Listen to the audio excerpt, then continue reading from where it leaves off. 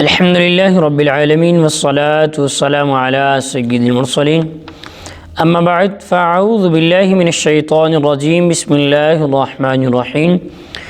ناظرین و سامعین، آج انشاءاللہ عز و جل ہم سورہ بقرہ کی آیت نمبر 67 سے سننے کی سعادت حاصل کریں گے۔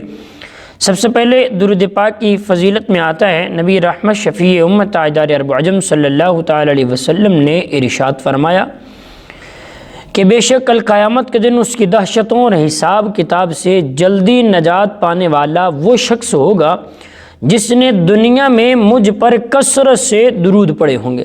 صلو علی الحبیب صلی اللہ تعالی علی محمد صلی اللہ تعالی علیہ وسلم۔ اللہ رب العالمین قرآن مجید فرقان حمید کے پارہ 1 سورہ بقرہ آیت نمبر 67، 68، 69 اور 70 میں ارشاد فرماتا ہے۔ آیات طویل ہیں، انشاءاللہ توجہ کے ساتھ سماعت کریں گے۔ بسم اللہ الرحمن الرحیم۔ وَإِذْ قَالَ مُوسَىٰ لِقَوْمِهِ إِنَّ اللَّهَ يَأْمُرُكُمْ أَن تَذْبَحُوا بَقَرَةً قَالُوا أَتَتَّخِذُنَا هُزُوًا قَالَ أَعُوذُ بِاللَّهِ أَنْ أَكُونَ مِنَ الْجَاهِلِينَ قَالُوا ادْعُ لَنَا رَبَّكَ يُبَيِّن لَنَا مَا هِيَ قَالَ إِنَّهُ يَقُولُ إِنَّهَا بَقَرَةٌ لَا فَارِضٌ وَلَا بِكْرٌ أَوَانٌ بَيْنَ ذَلِكَ فَافْعَلُوا مَا تُؤْمَرُونَ قَالُوا ادْعُ لَنَا رَبَّكَ يُبَيِّن لَنَا مَا لَوْنُهَا قَالَ إِنَّهُ يَقُولُ إِنَّهَا بَقَرَةٌ صَفْرَاءٌ فَاقِعٌ لَوْنُهَا تَسُرُّ النَّاظِرِينَ قَالُوا ادْعُ لَنَا رَبَّكَ يُبَيِّن لَنَا مَا هِيَ إِنَّ الْبَقَرَ تَشَابَهَ عَلَيْنَا وَإِنَّا إِن شَاءَ اللَّهُ لَمُهْتَدُونَ۔ ترجمہ کنز الایمان۔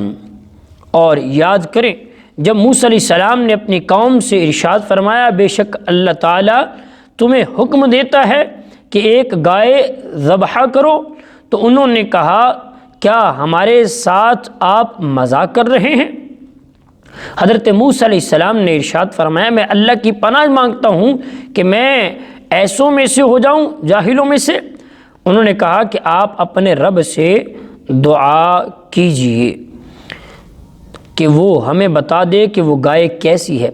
ارشاد فرمایا اللہ تعالیٰ فرماتا ہے وہ ایک ایسی گائے ہے جو نہ تو بوڑھی ہے نہ بالکل ہی کم عمر، بلکہ ان دونوں کے درمیان ہے، تو وہ کرو جس کا تمہیں حکم دیا جاتا ہے۔ انہوں نے کہا کہ آپ اپنے رب سے دعا کیجئے کہ وہ ہمیں بتا دے اس گائے کا رنگ کیسا ہے۔ ارشاد فرمایا اللہ تعالیٰ فرماتا ہے وہ پیلے رنگ کی گائے ہے جس کا رنگ بہت گہرا ہے، وہ گائے دیکھنے والوں کو خوشی دیتی ہے۔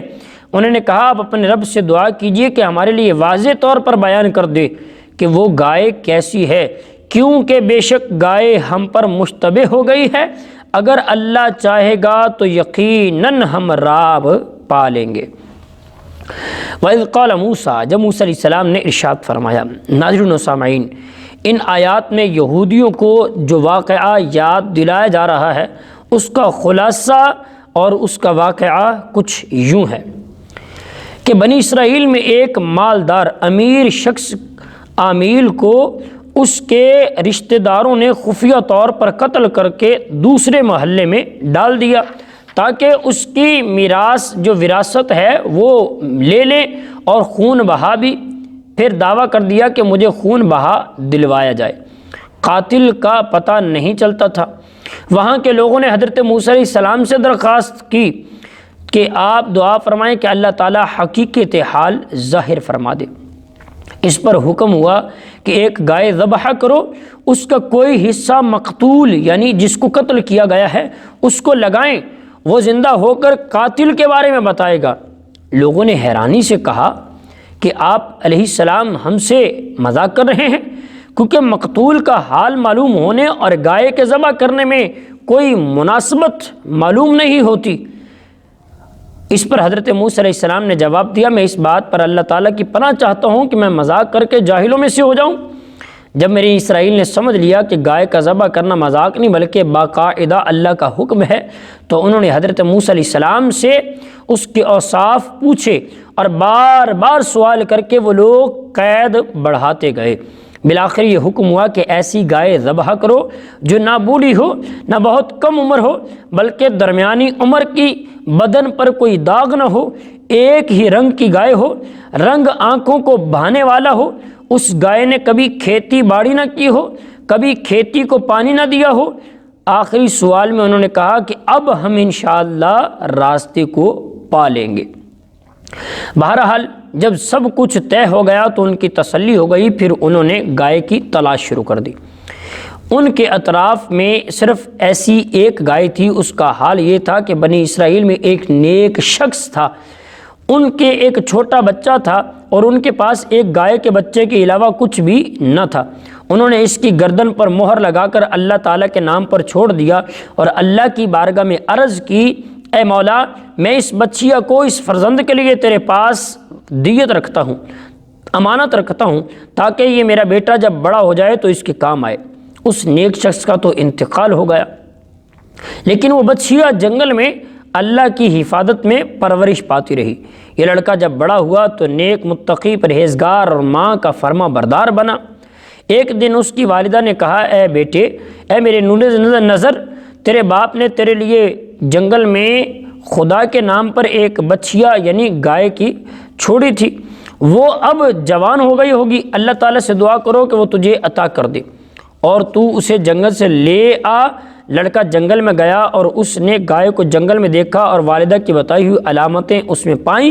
اس کو اللہ تعالیٰ کی قسم دے کر بلایا تو وہ حاضر ہو گئی۔ وہ جوان اس گائے کو والدہ کی خدمت میں لایا۔ والدہ نے بازار میں لے جا کر 3 دینار پر فروخت کرنے کا حکم دیا اور یہ شرط رکھی کہ سودا طے کرنے سے پہلے اس کی اجازت لے لے۔ اس زمانے میں گائے کی قیمت ان اطراف میں 3 دینار تھی۔ جوان جب اس گائے کو بازار میں لایا تو ایک فرشتہ خریدار کی صورت میں آیا۔ اس نے گائے کی قیمت 6 دینار رکھی مگر شرط رکھی کہ اپنی والدہ کو نہ بتائے۔ اس نوجوان نے یہ بات نہ مانی اور اپنی والدہ سے سارا قصہ بتا دیا۔ اس کی والدہ نے 6 دینار قیمت منظور کرنے کی تو اجازت دے دی مگر پھر دوبارہ اپنی مرضی پوچھنے کی اجازت دی۔ جوان پھر بازار میں آیا۔ اس مرتبہ فرشتے نے 12 دینار قیمت لگائی اور کہا کہ والدہ کی اجازت نہ لو۔ جوان نہ مانا اور والدہ کو اطلاع دی۔ وہ صاحب فراست یعنی نیک خاتون تھی، سمجھ گئی کہ یہ خریدار نہیں کوئی بلکہ فرشتہ ہے جو آزمائش کے لیے آتا ہے۔ بیٹے سے کہا، اب کی مرتبہ اس خریدار سے کہنا کہ آپ ہمیں اس گائے کے فروخت کرنے کا حکم دیتے ہیں یا نہیں۔ لڑکے نے یہی کہا تو فرشتے نے جواب دیا کہ ابھی اس کو روکے رکھو، جب بنی اسرائیل خریدنے آئیں تو اس کی قیمت یہ مقرر کرنا کہ اس کی کھال کے اندر سونا بھر کر تمہیں دے دیا جائے۔ جوان گائے کو گھر لایا اور جب بنی اسرائیل تلاش کرتے ہوئے اس کے مکان پر پہنچے تو یہی قیمت طے کی اور حضرت موسیٰ علیہ السلام کی ضمانت پر وہ گائے بنی اسرائیل کے حوالے کر دی۔ ناظرین و سامعین، اب اس واقعہ سے ہمیں کیا چیزیں پتہ چلتی ہیں؟ نمبر 1 کہ نبی کے فرمان پر بغیر ہچکچاہٹ کے عمل کرنا چاہیے اور عمل کرنے کے بجائے عقلی ڈھکوسلے بنانا یہ بے ادبوں کا کام ہے۔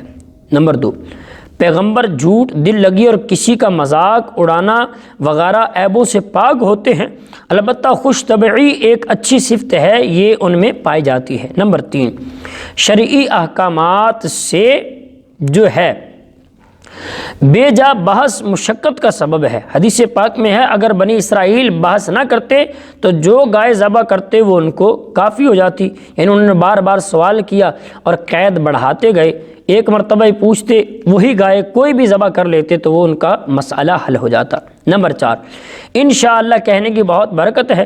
حضور علیہ السلام نے فرمایا، اگر بنی اسرائیل وَإِنَّا إِن شَاءَ اللَّهُ لَمُهْتَدُونَ نہ کہتے تو کبھی بھی وہ گائے تلاش نہ کر سکتے تھے۔